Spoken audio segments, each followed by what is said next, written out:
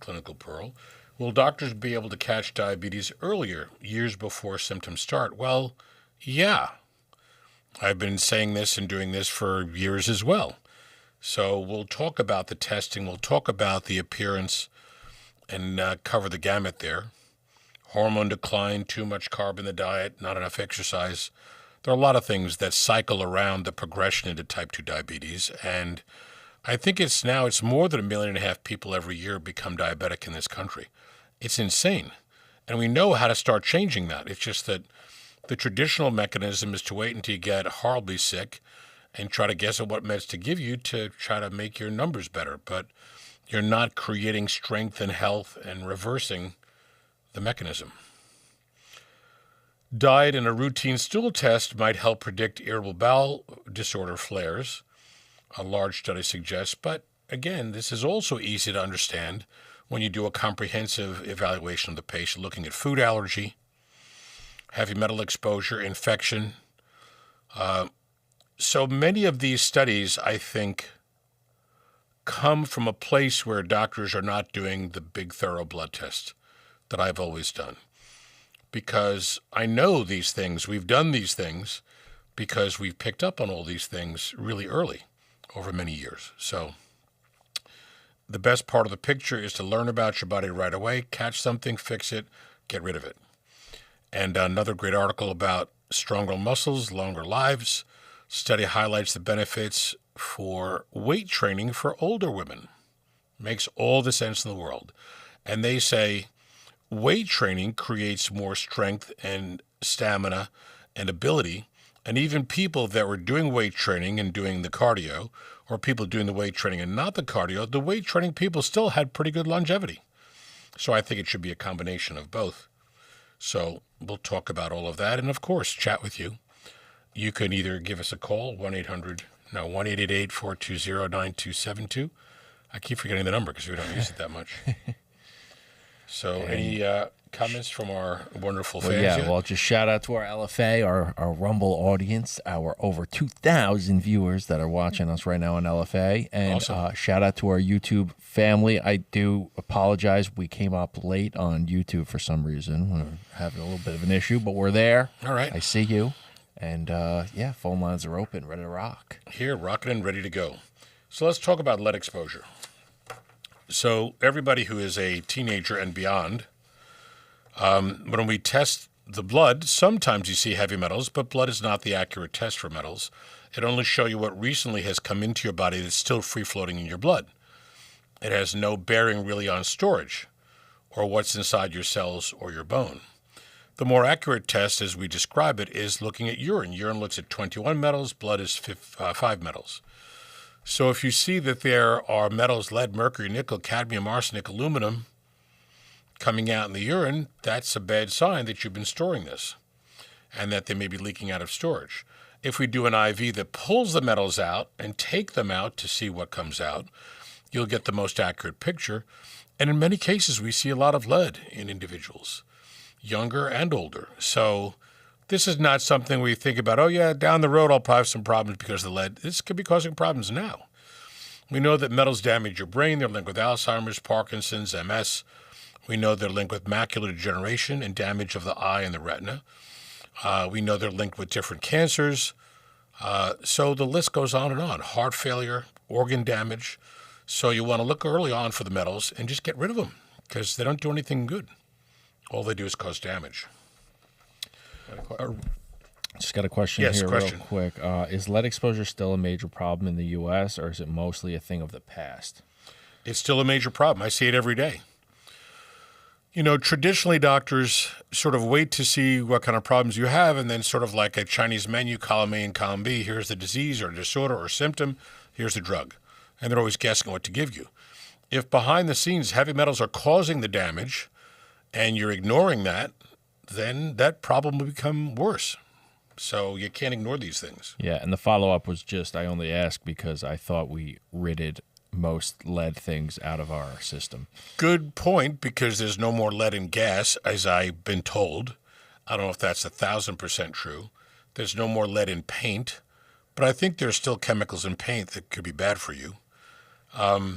Lead pipes, lead in bullets. If I had my heavy metal handout that I give to patients, it shows you everywhere where lead is. Pewter, solder, all sorts of things. So the exposure is still there. It may not be as much as it was 50 years ago, but whenever we do the urine test for metals and then the IV and then the urine afterwards, we see, lead is one of the more common contaminants. Seems to be every place I go to shoot guns, the people that work there, they're like, they second guess themselves. Like, I don't know. I've walked into some of these indoor places and I'm like, wow. Yeah. You can smell it, and invariably that's, a huge exposure for them. We've had a couple of people that came over and started to chelate, but their lead levels across the page were through the roof. A recent study suggests that higher cumulative lead exposure, even stored in the bones, which is the deep reservoir, is strongly associated with Alzheimer's disease and other dementias, just like aluminum. So aluminum was one of the first ones that was correlated with Alzheimer's disease, and yet now lead is catching up as an extremely common, I think they said 20% or a fifth of the dementia cases may be linked to lead. Wow. It's bad. Current blood lead levels are not significantly associated with dementia risk. Now, that's not science. Blood is not an accurate assessment of heavy metals. If you draw blood now and there are no metals near the needle, they don't show up. If you're exposed to some sort of lead and then you draw the blood, within an hour of exposure, yeah, you might see it. But we're talking about what's been stored in your body for years. That's not sitting there in your blood waiting for the needle to show up. So what you've been exposed to for years, lead pipes in a house, it could be any number of different things. Got a comment here. I'm afraid we can't avoid these things on Long Island with companies like Grumman dumping all of their toxins into our water. Yeah, we've known that in and around Grumman there was contamination that went, into the aquifers and it went into the ground. And just like some of the gas stations that have had leaks in gas tanks, back, I guess, when there was lead in the gas, that permeated the ground. And I'm sure that gets into, water systems too, or the aquifers. Scary. Years ago, I remember a commercial on TV. I'm not sure how many other people might remember this, but it was a kid playing with, in the kitchen. There was just paint chips on the floor, and for some reason I thought there was a mouse walking through the room. Okay. And it was talking about pica, which is the exposure to lead in the paint chips, or the kid was eating the paint chips, so the mouse was eating the paint chips. I don't know which was which, but they were saying that, yeah, you don't want to have any exposure to the lead in the paint chips. So it was like a public service announcement.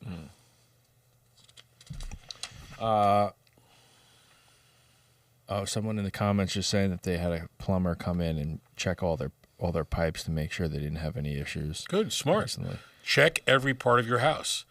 Plumbers will come in and do that. Electricians can come in. There are even people that come in and look at the electric fluctuations or the power fluctuations at the electric panel coming into your house to see if there's any abnormal activity there. That I thought was pretty interesting.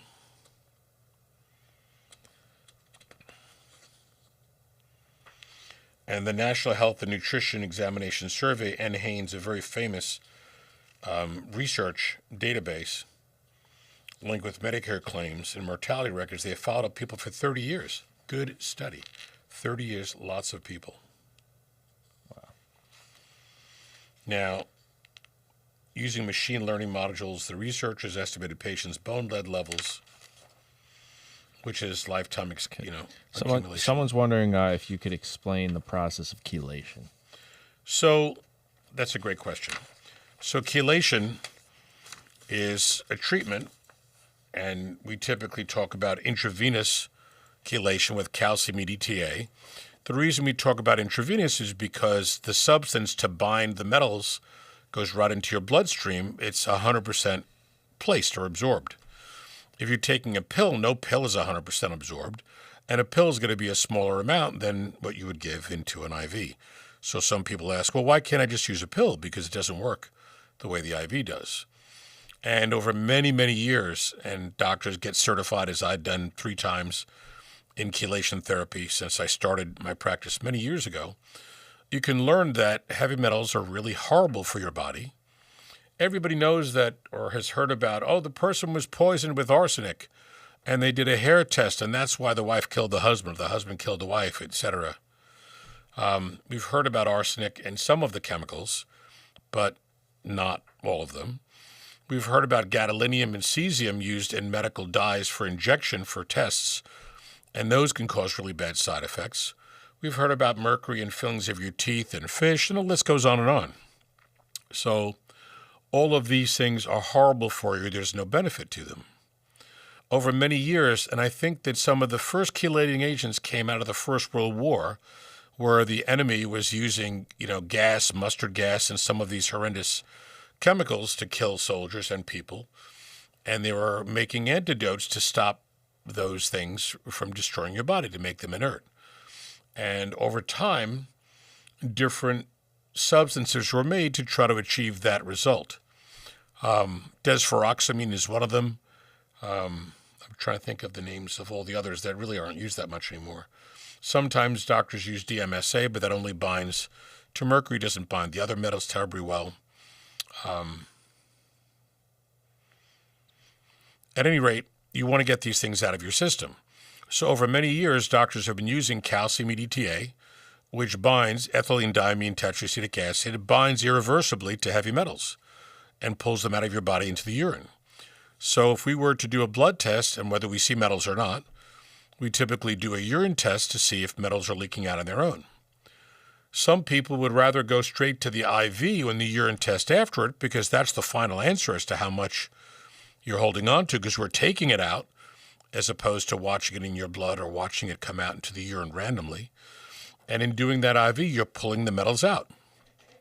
So that's been an approved concept, and calcium EDTA has been around forever. Chelation therapy has been used for lead toxicity. It's been used for digitalis overdose, for thromboangiitis obliterans, Berger's disease, which is a plaquing and inflammatory disease of the lower extremity. But as you pull the metals out, and typically we'll do an IV, then a urine afterwards to see what's coming out. You do 10 IVs, then repeat the urine at the 10th IV. Now you have 2 different urine tests to look at. So you might see a lot of metals on the first urine because they're just coming out. We're pulling it out. But after 10 treatments, you say, wow, look, the lead is much less, or the lead is gone, or arsenic is lower, etc. So we can track and prove what we're doing because you have the first and the second urine test. And in that, a lot of people will say, wow, this is better, that's better. My vision, my sense of smell is better. My headaches are gone. So some people have a lot of metals over a lifetime. They'll do another 10 or another 10, and they could do rounds of treatment. But you want to keep testing the urine after the IV to keep showing how these things are being depleted. So that's the proof of how this mechanism works. Got one here. Can you go over the issues with contrast drinks prior to a scan? My buddy just got one, and I was trying to explain the situation to him that you explained a few episodes ago. But the drinks or the dyes? Well, the drinks will have substances in them to make the X-ray picture see the lining of the gut, stomach, or intestine, looking for ulcers, etc. The dyes that are put in, and all dyes are chemicals, so it's not as though they're that good for you, and the ones that are IV injectable are probably much worse. When you drink a thick, chalky liquid, it coats the stomach so that when an X-ray is done, if you have an ulcer, that chalky liquid will fill the ulcer in the lining of the stomach, and you'll see that defect on the X-ray. So you'll see a nice, smooth stomach, and there's a little blip there which describes ulceration. So that's why those chalky liquids are used. They taste horrible. They're not fun to drink, just like the prep for colonoscopy. But it's funny. There are different types of people in this world. So I've spoken to a lot of patients that don't mind doing the colonoscopy prep. Primarily because they have stomach problems, and when they fast a bit and they flush everything out, they're getting rid of a lot of the stuff that irritates them. And we know a lot of people have food allergy or infection causing bowel problems. And they feel really good on the day that they go to do the procedure. Oh, I lost a few pounds. I'm not bloated anymore. So they're happy about that, which, that's something to be happy about. Teach their own. But most people don't like it because you have to sit there, and as you swallow 6 pills and 6 pills and 6 pills, then all of a sudden everything comes out, in a rapid, semi-explosive fashion. But, not a horrible idea every now and then in a modified way to really clean out your bowel. Not a bad idea. Just a follow-up on that previous one. The guy said, didn't you say that it stays in you forever? Heavy metals can stay there forever. Lead, mercury, cadmium, nickel, arsenic, aluminum. I think they're talking about the drink. The drink, typically not, because as you continue to eat, you'll be able to pull things out with it. And a lot of people will see that come out over the course of the next couple of days in their bowel movement. So, and then some people take a lot of fiber to push it out. There are probably ways to get that out of your system. But it's not like the gadolinium or the cesium or some of those things that are intravenous that just get all over the place and stay in your cells. I keep saying that one of the first people to understand or to highlight gadolinium-induced toxicity was Chuck Norris's wife. Because she had so many x-rays and MRIs done with gadolinium, she got really sick, and they figured out, hey, her levels are through the roof. And I'm sure she chelated to get them all out of the picture, but that's what she'd have to do.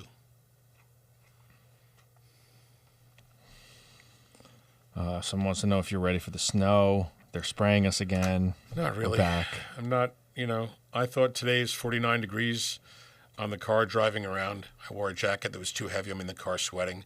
I had to pull over, take off the jacket. I'm like, all right, this is great. The good weather's coming back. They give us just a little tease, Doc. Yep.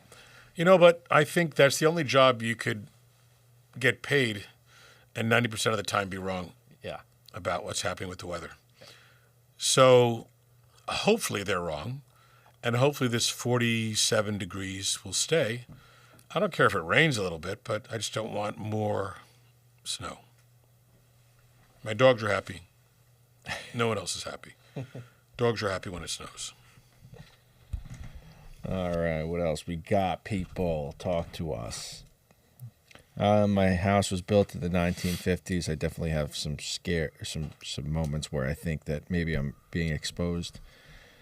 This was a little earlier. You should have number one, you should have a company come in and test the water to see what the water's like, what's in it. If you don't have a triple reverse osmosis filter, you should put one in the water coming into your home. Culligan and Aquapure, I think, are two companies that make certified reverse osmosis.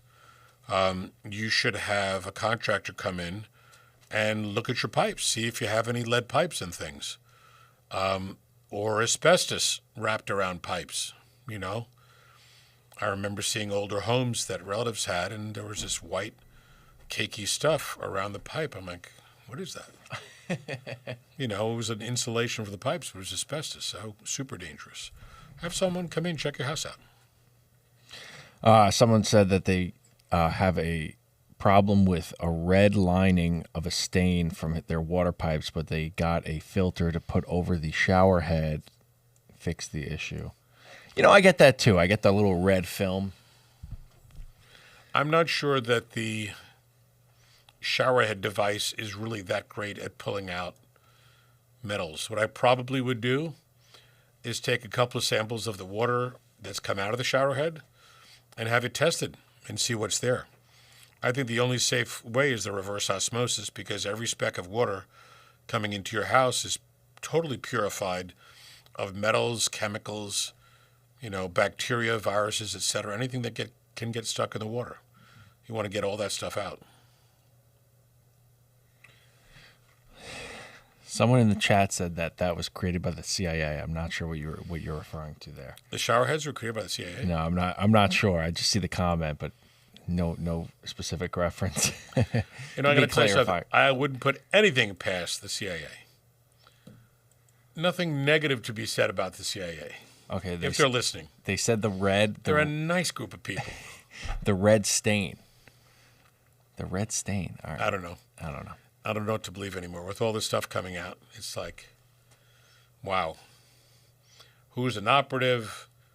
You know, who's put there to trap people and to catch them on video with underage girls and Prince Andrew? I mean, it's just every story, every new story you hear about all of this, it just blows your mind.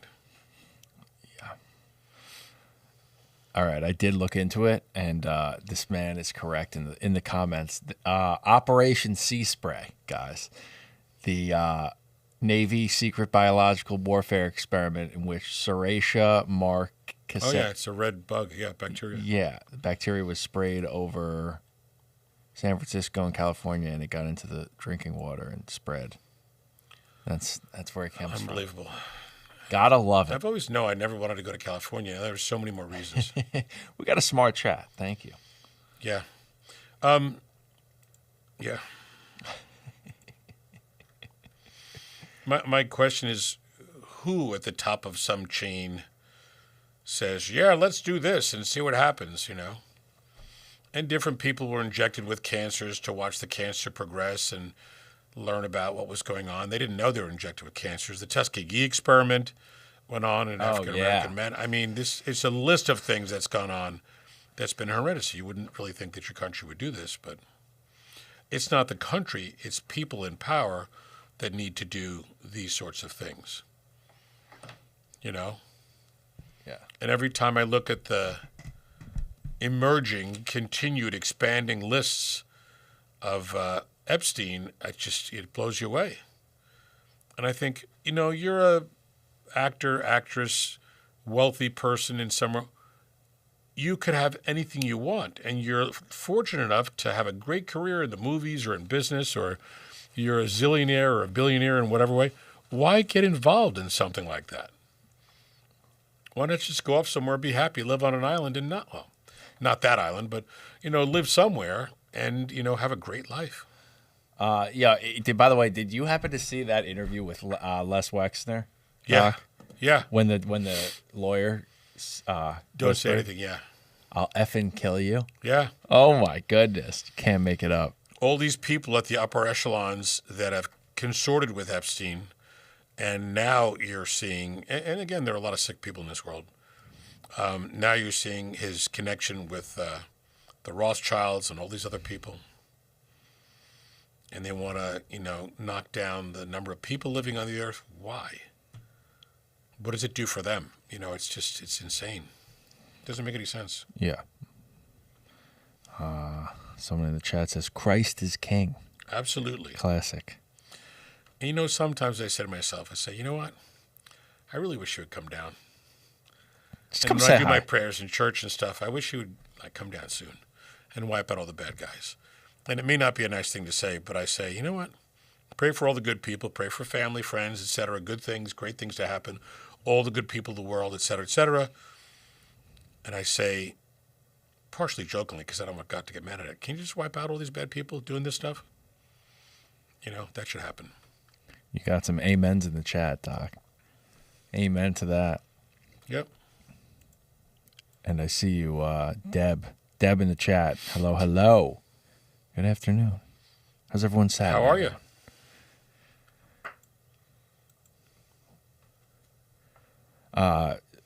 People want to know your current stance on what's going on with Candace, Charlie, things of that nature. Oh boy, it's been a little while. It's Giving them an update. such a, you know, mishmash of aggravating information. So, you know, I'm sure that the people behind assassinating Charlie had a political agenda.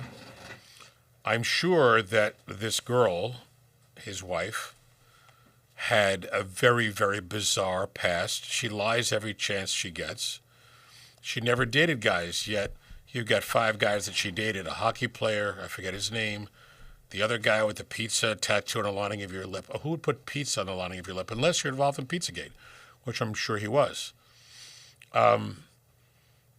You there are people who don't want anything negative said about their country. I get that, but, this is a world of free speech. You shouldn't be killed for, not liking what's happened in a certain region. And it's always been a question of mine as to that. Within that region, why is there always war all the time? Because it makes money for these people. And the people that are getting money from us and from Europe, they want war to be there forever because they're making billions and billions of dollars doing that. I mean, it's a fact. So I think Candace has done a terrific job in gathering information that nobody else seems to want to do. She vets it all. I can't watch her all the time because it makes me aggravated. That's like, and let me just say this in a very delicate way for Mets fans and Jets fans. Being a Met fan and a Jet fan over the years, after they won the World Series and, Super Bowl in '69, was not easy. So I just couldn't keep watching the Jets because it would just aggravate me. Or the Mets at that point. So, but I don't like to be aggravated when I watch TV. I like to be entertained. I like to laugh. I like to relax and be calm. But some of what she's done is terrific. And, everything is coming out that is showing how there was a multiply organized mechanism to create this result. And she's not a grieving widow. I've never seen a grieving widow jump up on stage and rally to make money and talk about making the money at her husband's, dedication. It wasn't a funeral, at her husband's rally or something you could call it after he was killed. I mean, it makes no sense to me. None of that is right. And every time you turn around, it's a lie about this, a lie about that. It starts to make you question who's the father of the kids, where are the kids, who's taking care of the kids. It's just, nothing makes sense to me. So it's extremely aggravating. But when this crap is going on, there's a lot behind the scenes to coordinate this outcome, to generate and create massive amounts of money for an organization. And the organization may be a great organization, but the people that are running it and the people that are there pushing this thing that may have been connected to getting rid of Charlie, they've got to be found out. Amen. It's infuriating because, and you see, and I used to love to watch his campus conversations with people, very polite, very straightforward, very spiritual, It's just unbelievable. But that's what happens when you get into a scenario where you have massive followers, massive amounts of money coming in. If people don't like what you're doing, they'll just get rid of you because they want control of that. And I think that's a major part of what's happening. Why are Egyptian airplanes following Erica Kirk all over the place? Doesn't make sense. There's some evidence that Erica was married before. This person is not, forthright with what her life was like. No. She's not a good actor. That's for sure. She's not. And things will unravel. The truth always comes out. The truth keeps coming out, and it'll always come out. But it's just a shame that he had to suffer what he did because he was doing a really, really good job.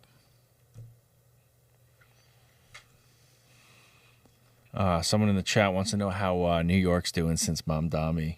Listen, Oh we're out of the city, guys, so don't. I think the people that voted for him in New York deserve this because they were stupid enough to elect someone who is literally an anarchist and who was talking about raising prices on billionaires and now is raiding teachers' funds. There you go, teachers who voted for him. And raising taxes by 9.5% and real estate. He's going to destroy the city beyond what's already been done. How stupid can you be? They're preventing cops from doing the good job. Crime is going to soar. And they're not allowing any other religious activities except the Muslim activities, of their prayer in the middle of the day, the middle of the streets, however they want to do it. This guy is not a good guy. You know, he may have an attractive smile and maybe people vote because of the way somebody looks, but he's going to destroy the city. Now, that being said, just like COVID created a real estate boom in Connecticut, New Jersey, and Long Island, and Suffolk County, people are rushing to get out of the city, sell their property, or if they're renting in the city, get out and move out to Long Island. And some of them will work remotely and some of them will find different jobs, but they're getting away from the city. The city is going to continue to crash. Most of the people I know that used to go in once or twice a week for a show, for dinner, as I used to do, or go in Saturday afternoon after work, nice and easy, no traffic. You know, you'd figure out how to do it where, you know, you can't go in on a Friday night into the city to dinner and expect not to be in traffic for 2 hours. But Saturday afternoon, 2 o'clock, 3 o'clock, drive in, relax, go somewhere, sit with friends, walk around, do some shopping, go to dinner. It was great. Won't do it anymore. A lot of the restaurants are gone. A lot of the parking is just impossible. But they're purposely trying to destroy the city. And they're doing it. They're getting it done. I'm curious to see if there's any way that somehow the administration can override what he's trying to do. Or get him recalled. Another election, something. He's destroying the city. And I've been in and out of the city since I'm, 18. When I first got my driver's license, one of my friends, he was a relatively well-known disc jockey at the local clubs in Long Island, but he also had a office supply business. And I would go into the city with him. He had a big white Cadillac, an older one, not new, a little banged up. But I would drive this monster boat car in the city, which was scary enough as it was, and drive him around to different places where he'd run in, show people some catalogs, they'd buy office equipment, run in, all over the place. So did that for a while, but driving the city back then in 78 was, a little scary. But the city was always a vibrant place, and there were really no issues, no problems. Yeah, 42nd Street was a mess for a while, but then when they came in, cleaned it all up, it was great. So I saw some of the best times and parts of the city, and my parents and aunts and uncles used to go to the opera, would go to, different events in the city and loved it. And that was back, obviously, even before I was born. So maybe the 40s, the 50s, so they loved it and it was great. So I think that greatness of the city is gone. I don't know how you get that back. Yeah, every day it's getting worse and worse. Someone's mentioning our interview last week, said it was incredible to see what stem cell has done for our veterans. What a wild recovery. Yeah, that's one of my favorite videos. And of course, we have a few with some great results with veterans, but two really, really, really nice guys that have done extremely well with this. And everybody, I think, typically knows that years ago, I met a couple of brothers who had an insurance company, and they were helping veterans out, sending them on week vacations and getting therapists and people to that week for the veterans so their family could enjoy, they could work out issues. But the physical and the mental mechanism was not being corrected, so I donated a bunch of stem cell therapies for their guys. One of them we treated was Josh, who was one of the first guys that we did the video on. Spectacular result. Josh is a wonderful friend, amazing guy. And now he's working with different organizations to raise money to treat the veterans that he knows and he sends. So we do all of that. And I tried setting up a foundation to raise money to do that. And I hired a political consultant, but couldn't get any donations.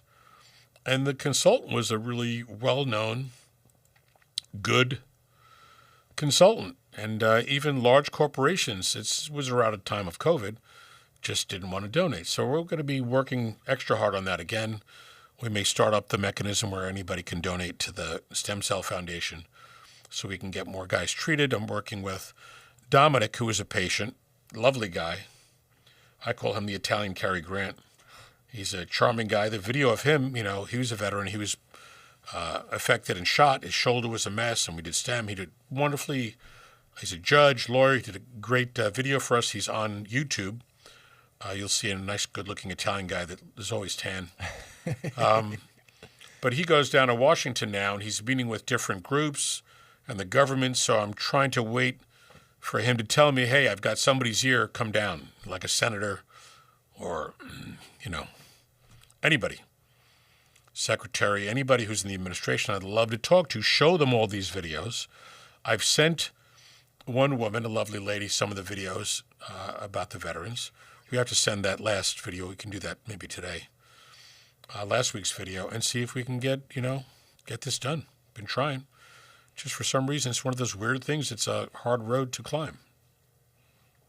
VA won't do it. We got this. Yeah.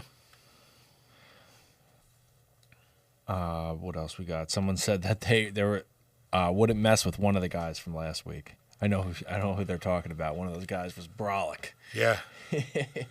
Garrett, big jacked up guy. The nicest, sweetest people. And his wife is lovely. Josh's wife, Christine, is lovely. Will's great. I was on the phone with Will yesterday. You meet a lot of people in a lifetime. And the people that are great and that you like and you get along with and can have great conversations with and have the same goals and values as you are people you keep in your life for a very long time. The other people who don't, it's just, set them free. They come back, but you want to have great people in your life. As you get older, you don't have time for the less than great conversations or the issues where people are trying to figure out how to take advantage of you. But these are great people. So, we want to do our best and the most we can for them. So that's what the goal is. That's what I'm trying to do. But we'll get there. Someone in the chat. Seems like a lot's going on with you, Doc. I have no idea. Godspeed. So thank you. So I'll give you a little overview, and I've mentioned this before. When I was a kid, I was hyper. I was running around and doing everything, and my friends and I around the block, we had 30 kids. We played every sport, stickball, baseball, stoop ball, kickball. I mean, everything. Kill the guy with the ball. We just did it because you just did things like that when you were kids. And my mind was always a few steps, a little bit racing ahead maybe, and I sold greeting cards door to door because if you sold a lot of greeting cards, you can get a baseball glove, a good Rawlings baseball glove if you sold X number of cards, a bat, a football, any of these things. I raked leaves all around the neighborhood to make a couple of bucks, and I would shovel snow. I even had a friend of mine who had a snowblower. I paid him a percentage of the money that I would make because I did 20 times more houses or blocks because I had the snowblower doing sidewalks and driveways. But I was always, an enterprising kid, always, moving and grooving and trying to do things. It's just the way my brain is wired, So I can't sit home, and it's very rare for me to sit home and do nothing. Every now and then my brain goes, okay, chill out, go on vacation, sit on the beach, jump in the ocean, do something that doesn't require any brain-related activity. So to give you another entrance into this, we've talked about the RPM project before. Now we call it Stay Strong, where people that are 65 and older, we want to test their vitamins, minerals, hormones, get them to eat right, exercise, make them strong. And here's our QR code. You can pop on the QR code. And as I was saying, we want the older population to do weight training. We can utilize Medicare's lead on this. And, for people that have hypertension, get them a blood pressure cuff. The readings go right to our computer. We're tracking your blood pressure every day. That's a dream for a doctor because now he knows what's going on. 3 or 4 times a year is not a great tracking of your blood pressure. The same we do for blood sugar with diabetics, arrhythmias. There are watches now, Apple and Samsung Watch, that can send us the info to track. There are rings that are FDA and Medicare approved now, not every ring, not every watch. So I can only use the ones that are approved because they're the highest level of function and quality. There's going to be a band that comes out, very thin, that will read your pulse, your oxygen, your walking, your sleep patterns, sleep apnea, 25 different mechanisms. And so this seemed to be such a brilliant idea for me because now I could really understand what my patients are doing and how to fix it. genius. So working on that project. And AI becomes part of that. And I'm thrilled with this AI stuff. And I'm learning every day from a gentleman in Florida that I'm working with, Stan, and he just blows my mind every time we have a conversation about what he's able to do with coding and with AI. So AI allows us to look at all of those reports of your vitals, compare them to other people your age, see if you're progressing like other people might have progressed to worsening of the disease because it was seen in other people. So there's so much greatness to the gathering of the data and to having it there at your fingertips on my iPad Pro. The second thing we've done, and one mechanism will be for non-Medicare of any type, of any age, or Medicare patients in a separate part of the business. It's going to be called Hemologics. So people that are non-Medicare, and we have to do it this way, I'll explain that in a minute, can get on the platform, put their blood work in, put 3 different series of tests in, have AI do a read, which would be better than what any traditional approach explanation would be. And I've heard from every patient that's ever seen the traditional approach not explain things. So you get an AI super brain evaluation of your blood work, looking at trends, etc., and then talking to you about being in the optimal range for your blood test, for your exercise, your diet, fine-tuning, everything that I tell patients about. The vitamin recommendations and the parameters are already in this AI realm because I had to teach it that we want people to have a vitamin D level of 80, not just 35, 40, 50, etc. So, for example, all of that is set there. For people who want to have a telehealth visit, that's available. And we're working with a company that does telehealth in all 50 states.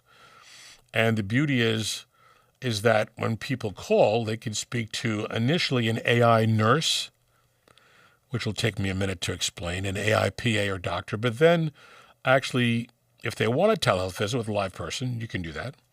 And then those people can have testing done that they didn't do, hormones, vitamins, etc., peptides.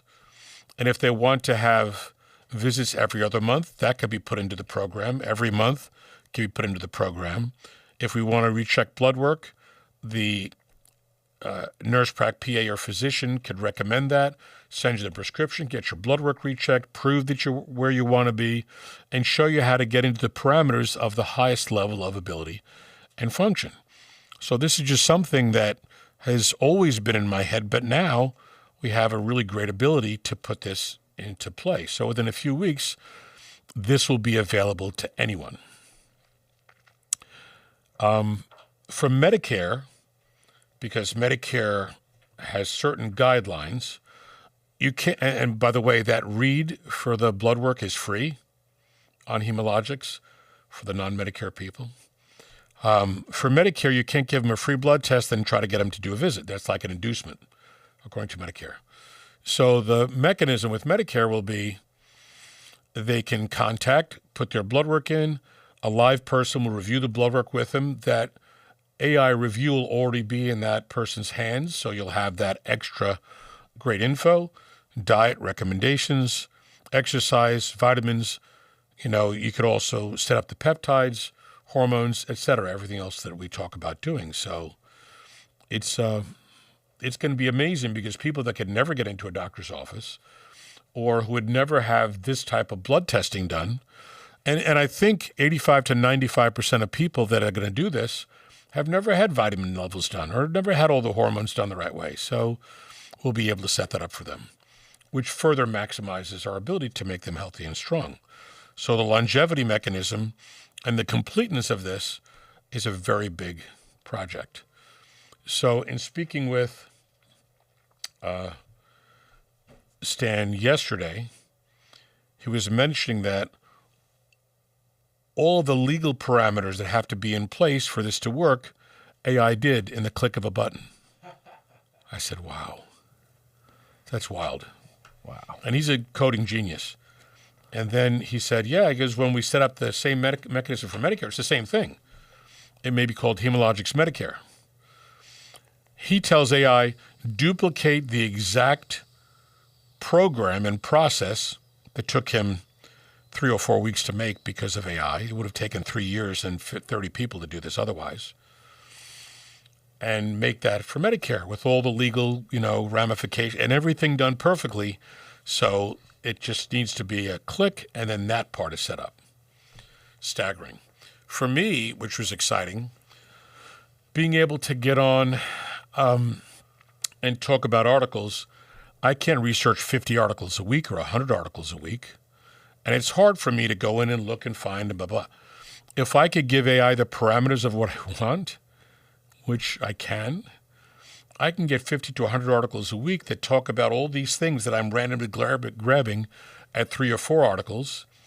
And then as they're sent to me, I get into a little part of the process or program or whatever platform. I look at the article, I like it, I click like. I voice dictate a few sentences to put in my comments on that article. It goes to my website, which dramatically raises my Google presence. It goes to Instagram, Facebook, TikTok, LinkedIn. And as I put these articles out and these comments and video clips every week, I'll have a huge social media presence that people can obviously subscribe to or follow and like, however you're supposed to do that. We're also going to make a newsletter once a month that picks some great articles and topics to talk about what you should do with this, what you should do with that, how you should exercise. And that's going to automatically go out in the same way. So it's cutting down 99% of the work that would take me a really long time to get 50 to 100 articles. It'd take forever. It happens in the click of a button. So, yes, maybe I'm crazy. Maybe I'm a workaholic. But this stuff excites me. I mean, it's using my brain and racking my brain for something cool to create better outcome for everybody. So that's just kind of the way my brain is wired. So, yeah, I've always have a good amount of interesting stuff going on. Yeah, and from the chat, they're just saying what a world we'd live in. We're able to do this. Someone said if you can take a time machine and go back in time to last year and said that all of these things were able to happen through AI, no one would believe that person. Yep. It's true. Would never believe it. But it's inevitable that the nature of computer research and data would go this way. And people don't understand AI. And I said, every time you got on Google to search for something, and a billion other people search Google, and maybe there are, how many Google searches are there a year, Frank? Could you find that out? Wait, say that one more time. How many Google searches are there a year? Oh, so many. I'll get it up.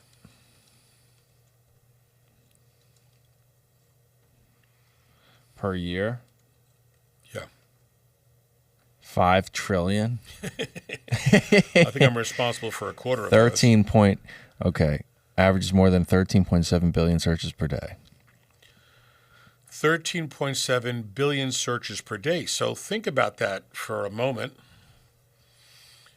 If there's a topic that you wanted to know about, and there are at least, who knows, 1 million other people looking for information on that topic, and then the information is there and is sitting there, and someone wants to access a larger group of information, including that, it's there.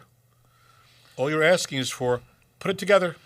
Don't make up new information. Put it together, and it's there. Okay, Doc, we got a hater in the chat. Okay. All right. A hater for... I don't even know what this means, but I'm reading it. Okay. Ask AI if blood work makes sense with respect to biophysics research, and watch this program evaporate into pseudoscience. What? All right. Some people don't like the idea that AI can be greater in terms of gathering data or information, or greater than what a handful of human minds might be able to comment on.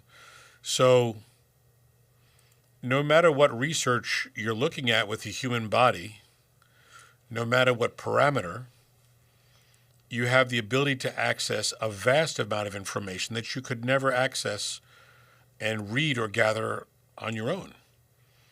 If I wanted to look up everything about a topic, it's there already. And that enhances my ability to understand what a person's going through, whether it's psychologic, whether it's, physical, somatic.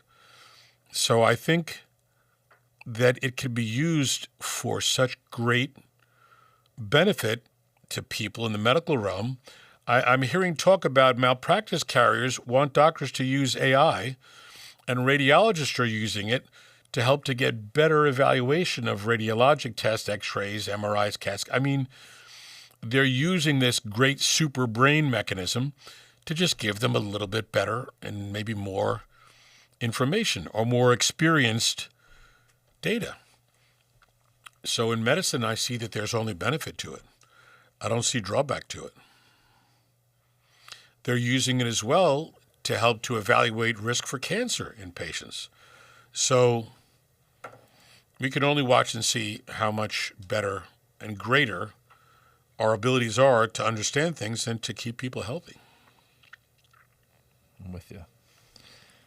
And this is an interesting one. Haven't heard many of these. As a former listener of Candace, I think your claims are unfounded because she has become unhinged, in my opinion. I'm Team Erica all the way.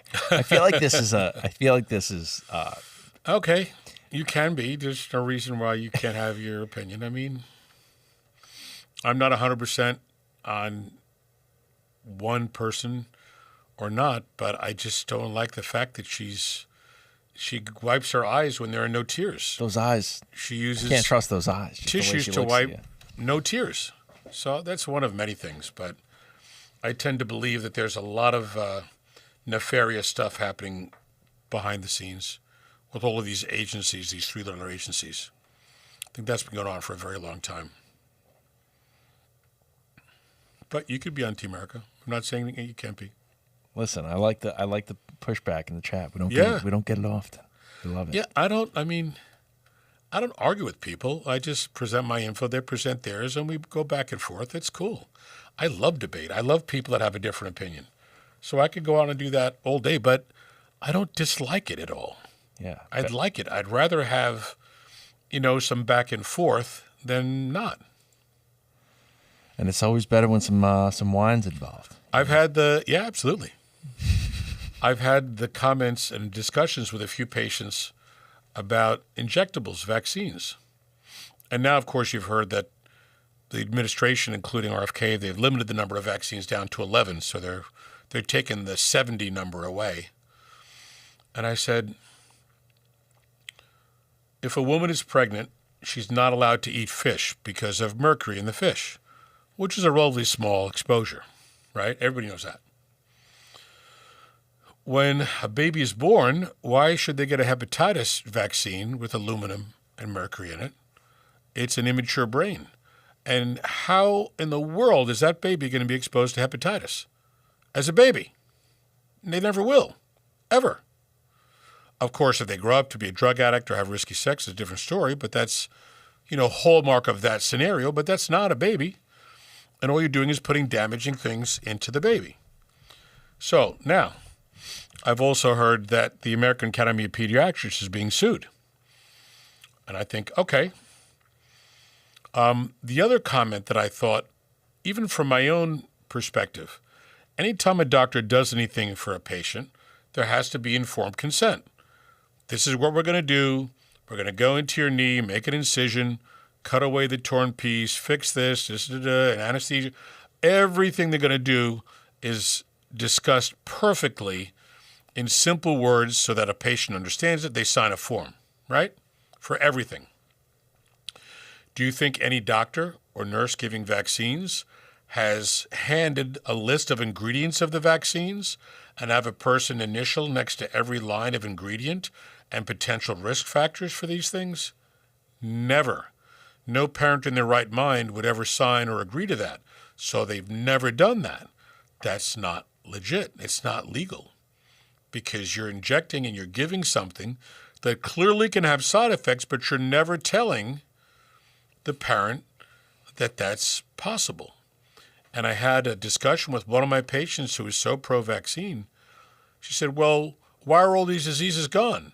I said, it wasn't from the vaccines. Look at the literature. Measles was gone right before the vaccines started coming out against measles. And I said, look at all the children that have autistic spectrum disorders. You keep looking for something else miraculous to do. Maybe it's a genetic thing in every different background of the population. No. You're giving so many freaking vaccines with so much exposure to aluminum and mercury.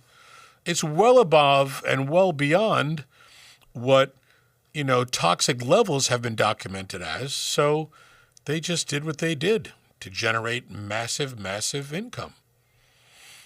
So, we had a nice discussion, a little bit heated, but it was a good discussion, of course. I proved my point and she understood and, we hugged and stuff, but it was, some people have to realize that sometimes things are done the wrong way, and done for bad purposes. Not even going to talk about COVID. Someone in the chat wants to know, do you know Dr. Jack Kruse? Kruse. The name's familiar, but I don't think I know him. Okay. All right. Make sure I'm not. I know there's a pediatrician, Dr. Larry Palevsky, who's been talking about using natural things and not using the vaccines. But I think some people say he's almost so hard to get to because he's so busy. He should hire someone else and bring him into the practice to expand his practice because everybody wants to keep the kids off the vaccines now. Including your boy. Yep. Not looking forward to that part of the experience. Yep, you got to find something different. Chat, let me see. Oh, I forgot about my YouTubers. I'm sorry, I got you. The tubers. Our tube friends. Why aren't you on LFA? We're on LFA on Saturdays. This is our we call it the big weekend show. All right. Big show. Big show. So we love Rumble and LFA, and with any luck, and we're speaking with the people that, run and control things, we would love to have more time or during the week, whatever they allow us to do whenever they can. We're putting some promos on during the week to tell people to listen to the show on Saturday to ask questions, but I'll do it. It's just a matter of, and I'm very, very grateful, by the way, that, of course, Frankie and his connection, I won't mention who, have allowed us to do this, and they put us on their main page with our show running live. I'm super, super thankful. And anything else they want me to do, I'm there for. Just let me know. There we go. To our fearless leader, Jeremy, over there. Yep, he's the best. And then this is a follow-up to that doctor they asked if you knew. It said, you got to look him up so you can become a decentralized doctor. Hey, I like that term. And decentralized. It sounds like Dr. Chris Calapai, in my opinion. Yeah. Decentralized meaning I live off the grid? Just uninfluenced, I believe. Uninfluenced. Well, yeah, I've always been uninfluenced. I don't have any drug reps ever come into my office. They never have because I never rely on, putting people on drugs. So I'm not the guy that they're going to come and see and try to rep their drugs. No one influences me. Comment on YouTube just saying you should have the veterans on more often. Well, we're going to do that because I've treated a bunch of them. And Josh, who's been compiling their results for each of the ones he sent over the past few years, we're going to, have them come on as we did with Will and Garrett and, tell their stories. So we'll do more of that. We'll also have other patients that we've treated with other disorders, if they like, come on and do the podcast. But yeah, the more that people learn about it, the better.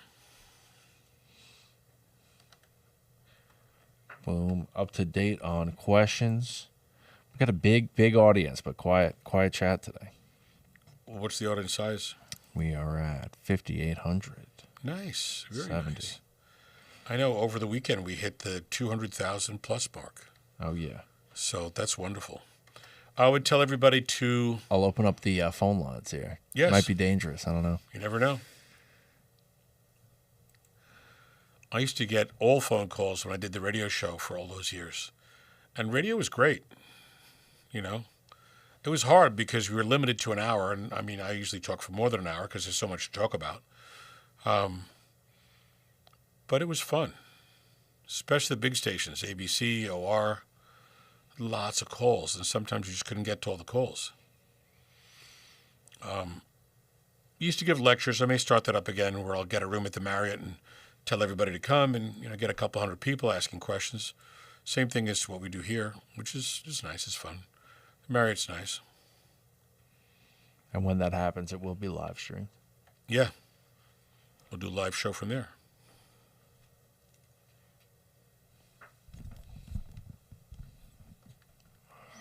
As well for people that like to, now that we're re-gearing up all the social media, because over the years I've had, you know, probably 5 or 6 different people work on the website, promising everything, charging a lot of money. Some were upwards of $2,500, $3,000 a month. Sometimes it ran out well, other times it didn't. And then I was doing some of the posting myself and blah, blah, blah, and I just got tired of it. And now we have a great team, and Instagram, Facebook, TikTok. Doc, real quick, gotta pause. This is a first timer on Rumble. We Yeah. got a donation, $1 from Awesome. Catherine Ann, and she wants to know: is there a cure for Lyme? Thank you, Catherine. Is there a What a cure for Lyme sweetheart. disease? Yes. There are some great treatments for Lyme disease, but it'll take me a minute to answer the question the right way. So there are a lot of people out there who have Lyme and don't know it, who have chronic aches and pains and weird symptoms and joints and blah, blah, blah. Maybe they didn't get a bullseye rash. Maybe they didn't see a tick. So it's in every state of the country. It's all over the place. Usually 40 to 50% of the time it travels with other bugs, Babesia, Bartonella, Ehrlichia, all these weird things. Kids can have Lyme and not be able to explain how they feel. If you look at the labs that do the basic blood testing for Lyme, the big labs, they're still using an older test, which is looking for one creature, Borrelia burgdorferi. There are 15 different Lyme organisms, and I know I have all 15 written down here, because I remember doing a nice whole program on this with Dr. Broscano, who's one of my favorite doctors. And so although if you did a blood test to a local lab that was a regular lab, you may get a negative or a borderline test. That doesn't mean you're negative.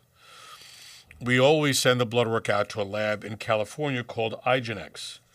So IGENX is a very big lab, and it does specific Lyme tests for all the different strains of Lyme.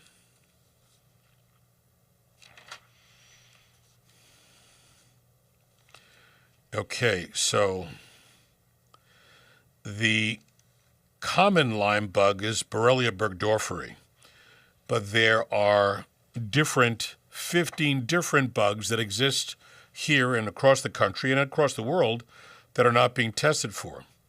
Sensustrata, myomoetoi, americanus, babesiensis, lusitania, spiralmani, Benetti, Andersoni, japonica, and I can't read my handwriting for the other ones. So there are a lot of different strains of Lyme. You could have a different strain and show negative for the Borrelia burgdorferi, and now you're missing the whole picture. A good friend of mine has a nice house that he bought in the past couple of years and was fixing up out on the north shore of near Greenport. Beautiful spot. Lyme spot, you know. And people out there, you don't want to put a lot of bushes around your house because they get aggregate. So he was exposed to the bug. We tested him, we treated him, and he's fine. And he's been great ever since. But you have to understand that it's not just one bug anymore. It's 15 bugs. And different parts of the country might have certain bugs more than others. So you have to understand that. So when we treat Lyme, we use vitamins, minerals, vitamin IVs to make your immune system stronger. We use antibiotics. Sometimes you have to rotate them. But there's a whole protocol, and the best protocols ever were written by Dr. Burrascano. We had him as a guest on my show a long while ago. We should have him again. And I'll do it maybe in the spring when Lyme starts to kick up. But he's a great, great interview. Terrific doctor. I went to a Lyme course about 6 months ago, and now they're talking about organisms making a biofilm that covers the Lyme creatures so your immune system can recognize it. So now they're saying you might have to pre-treat someone with nutrients or substances to damage the biofilms so that your immune system can actually see the Lyme. Crazy but true. Big conference in Philadelphia. And the Lyme Society, great, great conference. But, you know, when brilliant minds do research and they start to prove things, you got to listen.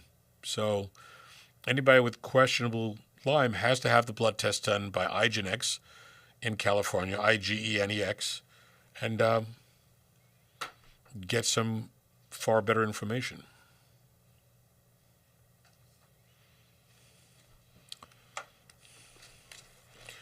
Again, I was starting to talk about what we're doing with Instagram. So Instagram is Dr. Chris Calapai, Facebook, Dr. Chris Calapai. I think TikTok, we have to make it Dr. Chris Calapai. YouTube, a lot of information is going to start coming out because now we've cracked the code and we know how to put it out there. And between interviews, testimonials, articles, all of this, it's going to come out nicely. And then soon, as I say, we'll have a great newsletter.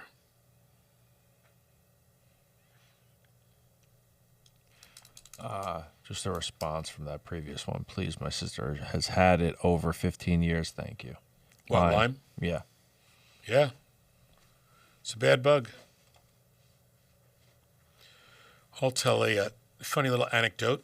So my friend Mike and I, we go out fishing in Montauk, either off the beach. You have to get a 4x4 pass and have a truck to drive on the dunes. Right past the lighthouse, instead of making a left going to the parking lot, you make a right. You go on the dunes, go down a mile, sit your truck. He's got a camper with a bathroom, kitchen. We cook and all that. And we got e-bikes. So I bought what I could see was the best e-bike, two electric motors, two batteries, wicked fast. So we take it on the other side of the dunes. You can't really ride it on the soft sand because it take you forever to get anywhere. So we rode it in this trail through the forest to go down to an area to go fishing, and a place called Oyster Pond, if anybody knows the area. We're whipping through the woods, and of course, you're going to find a little patch of soft sand and a rock underneath it. Hits the front wheel, I go flying into the bushes. I'm like, oh God, no! I'm in the bushes in Montauk. I get out, and my friend Mike is laughing hysterically. And now I'm looking to see how many ticks might have, jumped all over me. I'd take most of my clothes off and made sure there was nothing there, but had to really go like with a fine-tooth comb through my clothes to make sure the ticks. There were probably 30 ticks on me, maybe more. It's crazy. But make sure you got them all off, and of course I ended up taking the antibiotics when I got home. Anyway, but just to be safe. But yeah, ticks are everywhere. They're going to take over the world at some point. It's so up here. It's just insane. You can't avoid them. It's horrible. Yeah, and the weird thing is, no matter where I've gone on Long Island, nowhere are bushes and shrubbery as thick as Montauk. Yeah. I'm telling you, when you drive on East Lake Drive, you go past the airport, there's a nice little park to go in over there, etc. And there are like nice little places to stay. You look to the right, you cannot see into the bushes. You can't see a foot in. Yeah. And a couple times, I've seen deer bolt out that I didn't see through the bushes because anywhere else, you'd see the deer, 10 or 15, 20 feet or yards back, and you slow down for the deer, and all of a sudden hit on the brakes because the deer came out from like behind a wall. Right. I've never seen it like that anywhere. where it's just that thick, and that's where these creatures love to exist. And that thick shrubbery is like the only reason like the island exists, basically, because it's holding on. Yeah, everything, I guess there's reasons for it. Another slightly funny story. Don't have to mention where I live, but there are a lot of deer running around, and they're nice little deer, spotted, deer, baby ones, big deer. I've seen, 9, 10-point racks on the male deers, bucks, females. Sometimes you see, females walking through and then the males chasing them if it's during the rut season. So me and my own animal-loving wisdom will go to Stop and Shop and buy a bunch of bags of apples. So it's like $5 for a bag of 12 apples, which I think is a good deal, right? Mm-hmm.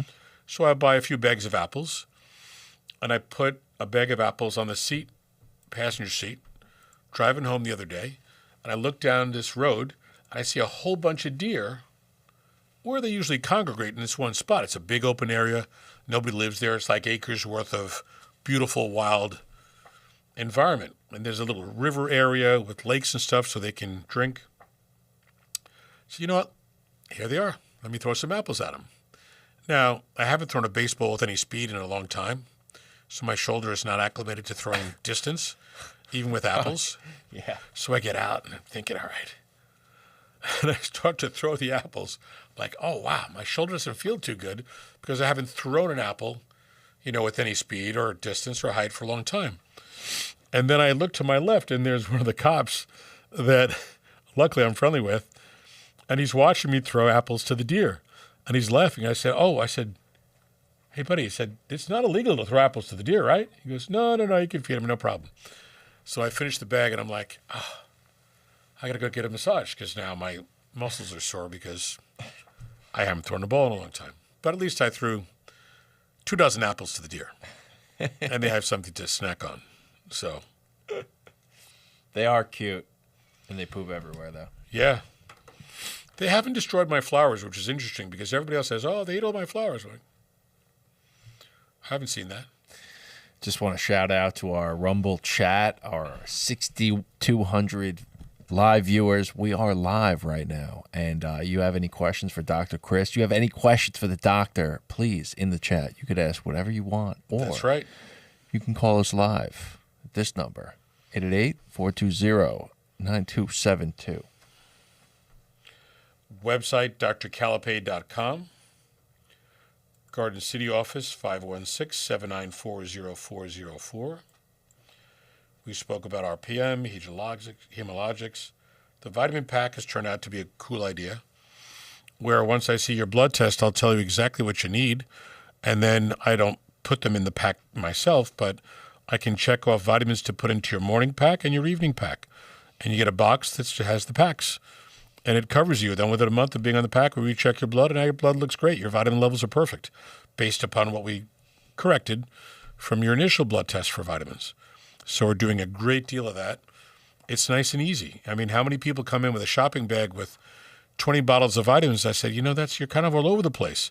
Or are you taking these individual things where you could start with a good multi and then add a few things around that? So this is something we do all the time now.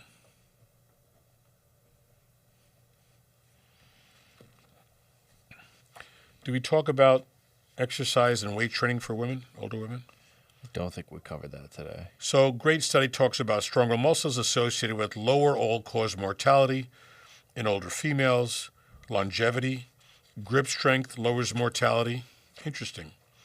150 minutes of activity and exercise a week reduces disease risk, diabetes, muscle strength you need to regain because sarcopenia becomes weakness and flabbiness of the muscles. But the more muscle activity you do, the better. Just real quick, someone said, I missed the vitamin convo, but I need a good multi.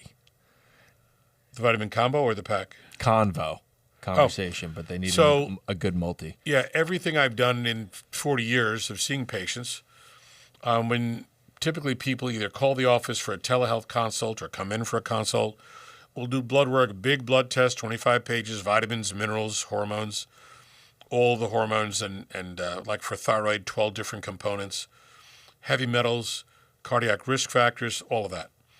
And we sit down and go over it. When I see what your vitamin levels are, I'll put together recommendations specific to your need. If your vitamin D is 80, you don't need a lot of vitamin D. If your vitamin D is 30, we need to get your vitamin D up close to 80.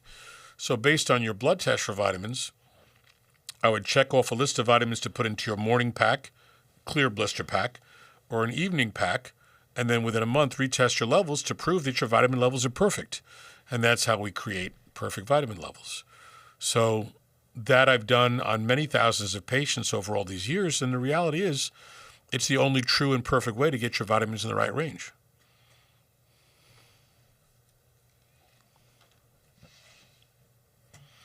It's much less about a good multi, because there's no such thing as a good multi per se that anybody can randomly take and would fit everybody. So are there good companies? Yeah. Are there good multis or good vitamins?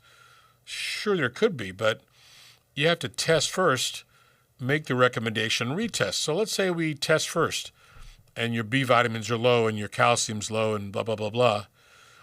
There may be a good multi made by a company that is just not going to be enough or tailored to what you need.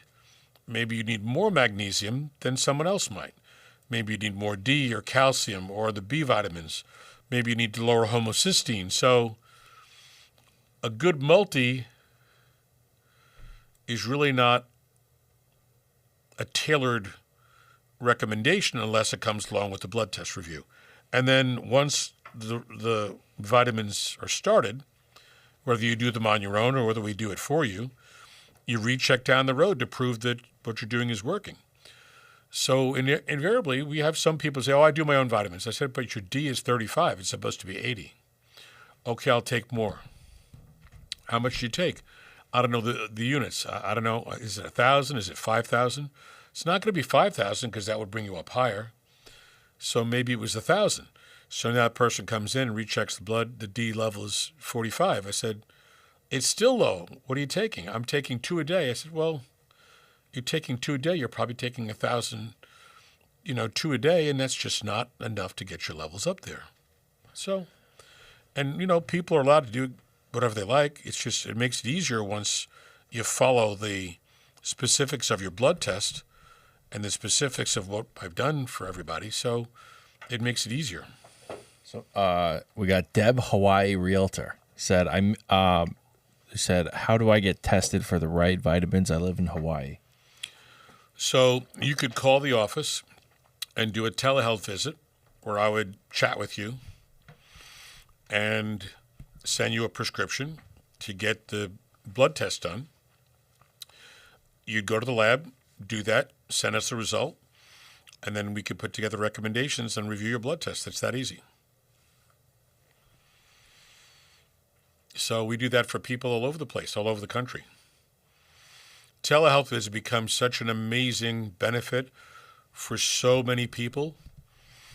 A lot of our patients that had difficulty getting to the office, whether the weather's bad or whatever, or whether they have a hard time walking, we just do the telehealth visit. It's simple.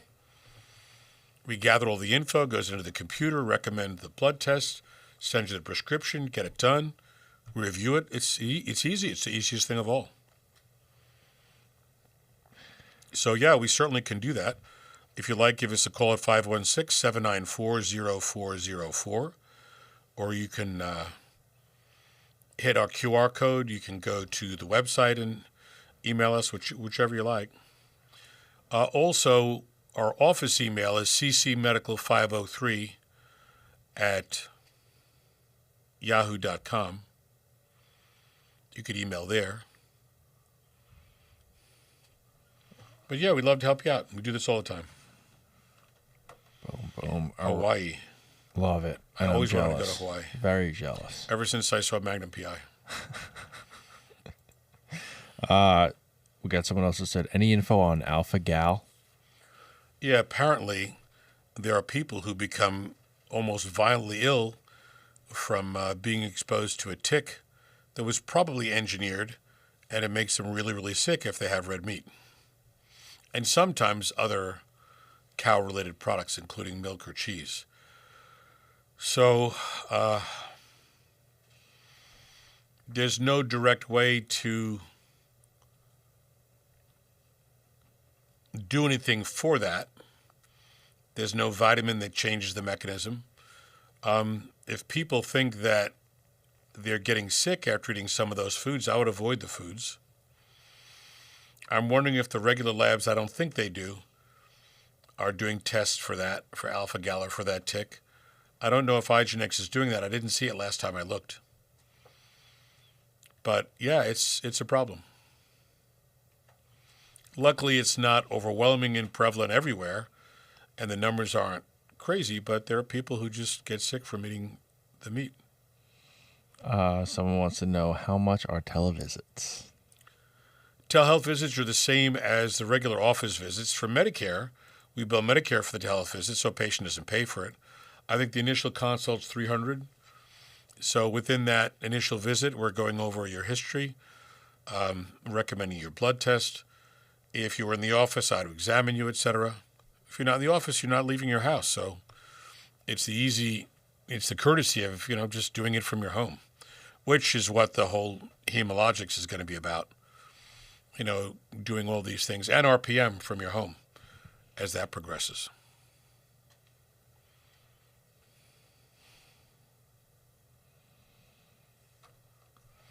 Also, for people that have regular insurance, we'll give you a form so you get reimbursed by your insurance, the HCFA form. And most people get reimbursed 80%.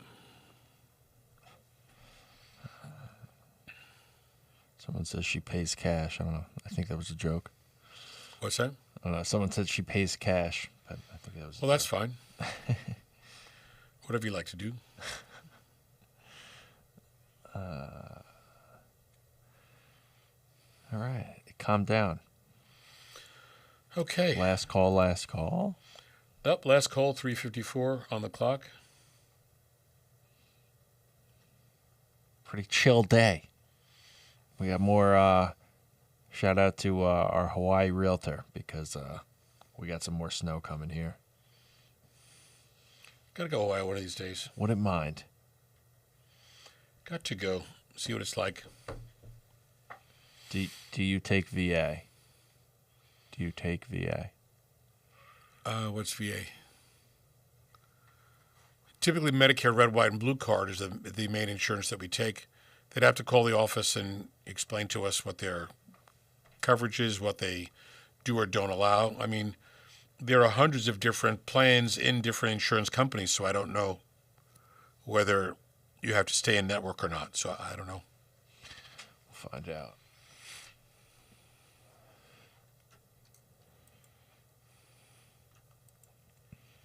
I might give it a few.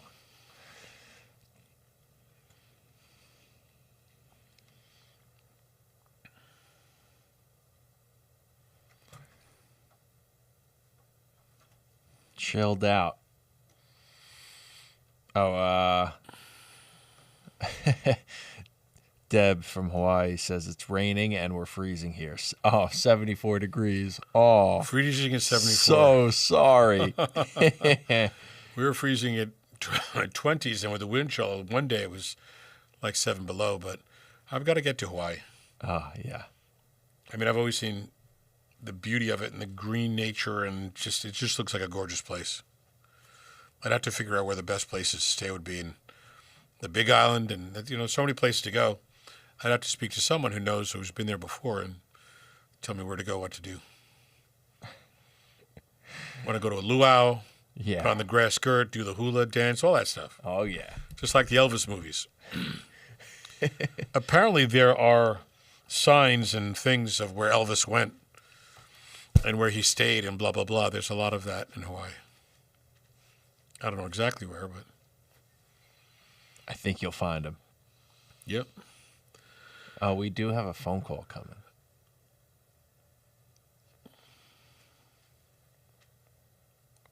Not Waikiki. Go I can't. Oahu?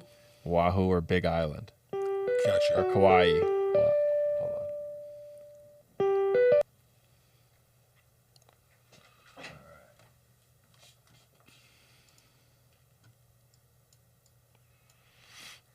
Hello there. Can you hear me? Hi. Yeah. Hey. Hello. Yes, sir. How are you? Oh, it ended. We just wanted to say hey. All right, then. Waikiki is too touristy. Yeah. I don't like the touristy things. When I travel, I don't do touristy things. I just like the periphery of it. Go to little places that are gems. And yes, the people who work there, who live there, hey, that's just what I've done all over Europe. I don't want to go to the famous place. I want to go to a place that's great. That's like where you would go. I always ask the people that. Okay, friends, thank you for tuning in and watching the program. Tell your friends and family about it. Go to our Instagram, Facebook, YouTube, TikTok, Dr. Calapai. Give us a call at the office if you'd like, 516-794-0404. Contact us in any way you'd like to. We'd love to help you out and show you about all the great new things that are happening.